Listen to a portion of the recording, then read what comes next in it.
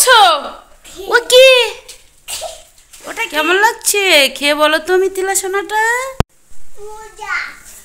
তাই নাকি? সবাইকে স্বাগত জানিয়ে আবার নতুন একটা রেসিপি শুরু করছি। আশা করি আজকের রেসিপিটা আপনাদের কাছে অনেক বেশি ভালো লাগবে। ফেলে দেওয়া জিনিস দিয়ে এত সুন্দর যদি একটা রেসিপি হয় তাহলে আপনারা কেন এবার ফেলে দেবেন?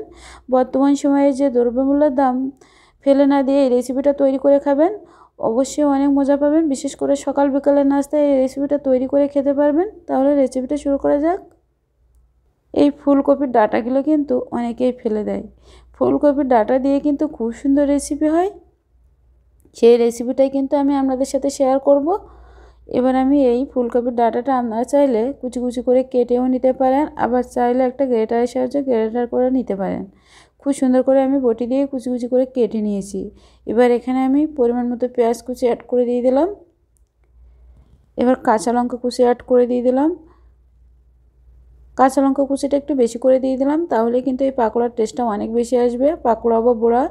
কাঁচা লঙ্কা দেওয়ার পরে 1 চামচ হলুদের গুঁড়া, 2 চামচ লঙ্কার গুঁড়া, ভেজে রাখা জিরার গুঁড়া, ধনে গুঁড়া দিয়ে দিলাম। এবার আমি এখানে চাউল বাটা অ্যাড করে দিয়েছিলাম।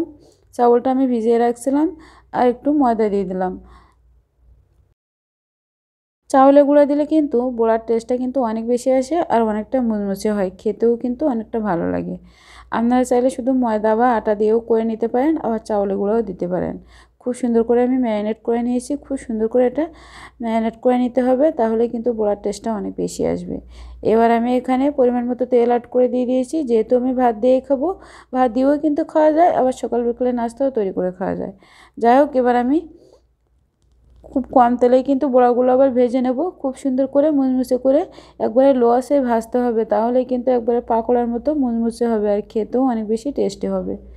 একটু গোল করে নিয়ে একটু চেপে দিয়েই কিন্তু বড়াগুলো দিয়ে দিলাম। এবার আমি সবগুলো বড়া উল্টিয়ে নেব, আর লো আঁচে খুব সুন্দর করে ভাজতে থাকবো।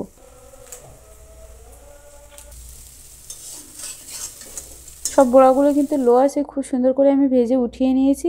দেখুন তো কত সুন্দর লোভনীয় হয়েছে। অনেকে ফুলকপির ডাঁটাগুলো ফেলে দেয়, ফেলে দেওয়ার কি কোনো প্রশ্নই আসে না। দেখুন কত সুন্দর হয়েছে পাকোড়াগুলো। আচ্ছা, শাশুড়ি দিয়ে বলছিল সবাইতে খেয়ে অনেক বেশি খুশি, আর মিথিলা খেয়ে দেখবি কেমন লাগছে। কি করছো? ও কি? ওটা কি? এটা খেয়ে দেখো তো কেমন লাগছে। মজা মজা। খেয়ে দেখো কেমন লাগছে, খেয়ে বলো তো মিথিলা সোনাটা। তাই নাকি?